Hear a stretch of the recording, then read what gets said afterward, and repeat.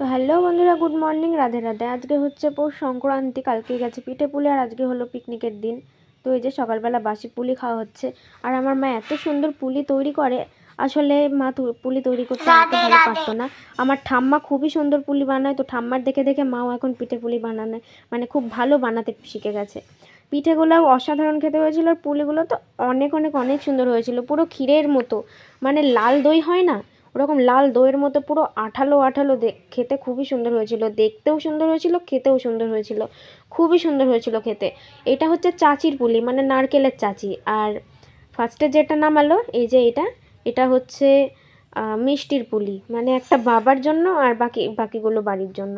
তো ওখানে ছিল পিঠে, আর ওখানে দেখো মেজো ঠাকুমা দাঁড়িয়ে আছে একটু বাজারে যাবে বলে। তো এই যে আলপনা যেহেতু ভরে ভরে দিয়েছিলাম, তাই কিছু কিছু আলপনা সাইডে লেগে গেছে, তো সেইগুলো একটু পরিষ্কার করবো, বিছানা টিছানা সব পরিষ্কার করবো, এখনও কিছুই তোলা হয়নি। আর আজকে যে পিকনিকের কথা বলছি, আজকে কিন্তু পিকনিক ভালো মন্দ বাড়িতে কিছুই রান্না হবে না, কারণ পিঠে পুলির দিন রাত্রেবেলা থেকেই বুনুর হচ্ছে অনর্গল বমি আর পটি, মানে প্রচণ্ড পরিমাণে বমি।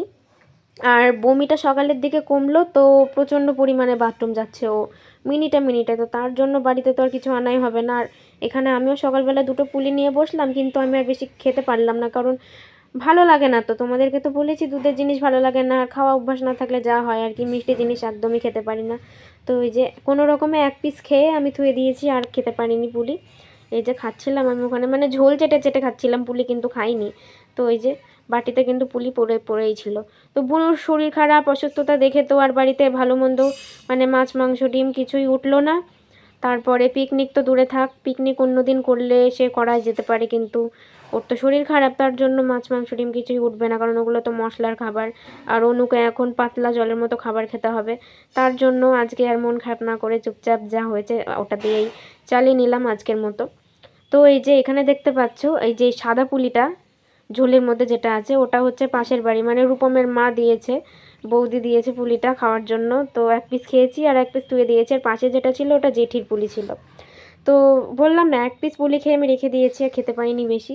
তো বুনুকে যেহেতু ভাত খাওয়াতে হবে, তাই আমি আলু সিদ্ধ বেগুন সিদ্ধ দিয়ে ভাত মেখেছে, মানে 3 জনের ভাত একসাথে মেখেছে যে 3 জনে খেতে পারি, বাড়িতে তো আর কেউই নেই।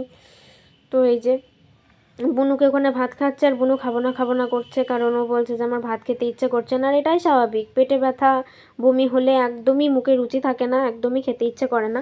আমার তো এখন এই প্রবলেমটা অনেক কম, 2-3 বছর আগে প্রচণ্ড পরিমাণে হতো, মানে মাসে তো প্রায় 2-3 বার আমার পেটে ব্যথা বমি হতোই, মানে থাকা যেত না। তবে ডক্টরকে দেখিয়ে একবার ওষুধ খেয়ে আমি ভালো আছি, আমার আর এখন পেটে ব্যথা বমি ওই প্রবলেমগুলো দেখা দেয় না, খুব কম।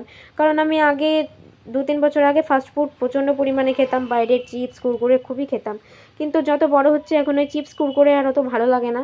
মাঝে মধ্যে স্কুলে গেলে সে একবার খাই, কিন্তু তাও কিছু হয় না, খাওয়া অভ্যাস নেই, আর অভ্যাস করিও না আমি বাইরের খাবার বেশি, না হলে পেট ব্যথা করবে।